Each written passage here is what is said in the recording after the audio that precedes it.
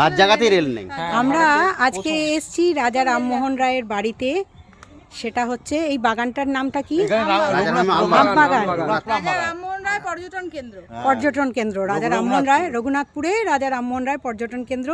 এবং এখানেও আরও আমবাগানও বলে থাকি। তার বাড়ি এখনো পর্যন্ত ভগ্নাংশ পড়ে আছে। এটাকে যদিও হেরিটেজ ঘোষণা করা হয়েছে, তথাপি এখনো তার স্মৃতি এখানে জলজল করছে। আমরা কাছ থেকে দেখাবো তার পুরনো একটা ফলক। ওখানে বসে উনি ধ্যান করছেন, ওই যে বেদিটা দেখছেন, ওখানে বসে ধ্যান করছেন। ওই এক মেওয়া দ্বিতীয়াম লেখা আছে, ওম তৎসৎ লেখা আছে। ওম তৎসৎ। ওইখানটা আচ্ছা, এখানটাতে বসে উনি ধ্যান করতেন। ঠিক আছে, ব্রহ্ম সমাজ থেকে এসে এটা বানিয়ে দিয়ে গেছে। উপরে লেখা আছে। ওহ, এখানে সতী বেদিও আছে।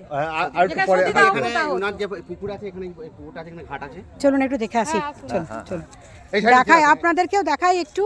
দেখলে আপনারাও খুশি হবেন যে সেই ভগ্নাংশের বাড়িটি কিভাবে আস্তে আস্তে ভেঙে পড়ছে। ইমিডিয়েটলি সরকারের উচিত, সরকার থেকে কিছুটা ব্যবস্থা করেছে কেমিক্যাল দিয়ে, ঠিক রেখেছে।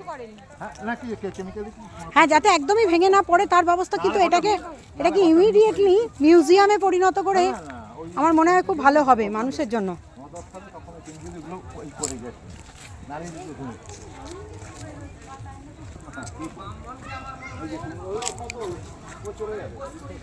ভীষণ ভীষণ একটা মনোময় জায়গা। এবং আজকে আমাদের সংগঠনের প্রোগ্রামটা এখানেই হলো, আমরা এখানেই করলাম। অসাধারণ দৃশ্য।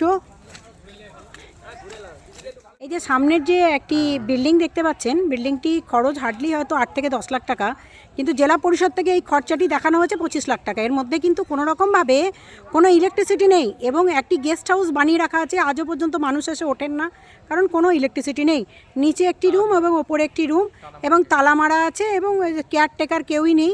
সুতরাং এখানে এসে কেউ থাকার ব্যবস্থা করেনি। শুধু এই টাকাগুলো খরচা করে আমার মনে হয় রাজ্য সরকারেরও উচিত এই ধরনের যে খরচাগুলো করেছেন, তাতে করে অন্তত যদি রামমোহন রায়ের বাড়িটিকে ভালো করে ঘিরে একটা মিউজিয়াম বানাতেন, তো আমার মনে হয় সেগুলো সংরক্ষিত থাকতো এবং আরও বেশি পরিমাণে মানুষ এসে দেখতে পারত। টিকিট সিস্টেম যদি একটা হতো, এগুলো করাটা আমার মনে হয় ভীষণ জরুরি, এবং এগুলোকে রক্ষণাবেক্ষণ করা, কারণ তিনি আমাদের যুগাবতার এবং তাকে মানাতেই হবে, তাকে রাখতেই হবে আমাদের।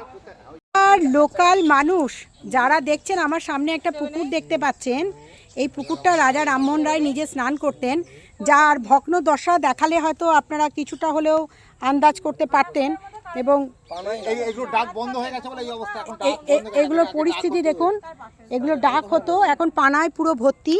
কিন্তু ঘটনা হচ্ছে এখানকার এমএলএ, বিজেপির এমএলএ, এবং তিনি তার ফান্ড থেকে শুধুমাত্র একটা চলার রাস্তা, না এখানে পানীয় জলের ব্যবস্থা করা, এবং না এগুলোকে কেন্দ্র সরকারের নজরে নিয়ে এসে হেরিটেজ ঘোষণা করার পরেও কেন সেগুলো ডেভেলপমেন্ট না করে, এগুলোকে না বাঁচিয়ে আজকে যে ঘটনা ঘটাচ্ছেন, তাতে করে সাধারণ মানুষও কিন্তু বিজেপি নেতৃত্বের ওপর প্রচণ্ড রেগে আছেন। তারা অন্তত উচিত যে রাজা রামমোহন রায় আমাদের গর্ব, এবং তার এই বাগানটি যদি যত্ন সহকারে, তার বাড়ি সমেত পুকুর থেকে শুরু করে সমস্ত কিছু যত্ন সহকারে রাখা যেতে পারত, তাহলে হয়তো আজকে আমাদেরকে এসে গর্ব করে বলতে পারতাম যে এখানকার লোকাল যিনি এমএলএ বা যিনি আছেন আর কি, বিমান ঘোষ, বা আমাদের যে এমপি আছে, তারাও কিন্তু এটা, মিতালি বাগ দেবী, দুজনকেই বললাম, তারা যদি এটা করতেন তাহলে গর্ব করে বলতে পারতাম তাদের উদ্যোগে কিছু হয়েছে। কিন্তু শুধুমাত্র শুধু একটু চলার রাস্তা বাগানের ভিতরে ওইটুকু একটু সামান্য, বাকি আর কিচ্ছু নেই, কোনো ডেভেলপমেন্ট নেই। পানীয় জল পর্যন্ত নেই এখানে, আমি পানীয় জলের কলগুলো পর্যন্ত নেই, এবং দেখভাল করার মতো সেরকম লোকজন নেই। আমি চাই এগুলো করুক তারা, অন্তত তাদের যে ফান্ড আছে সেই ফান্ড থেকে এটা করে দেখাক।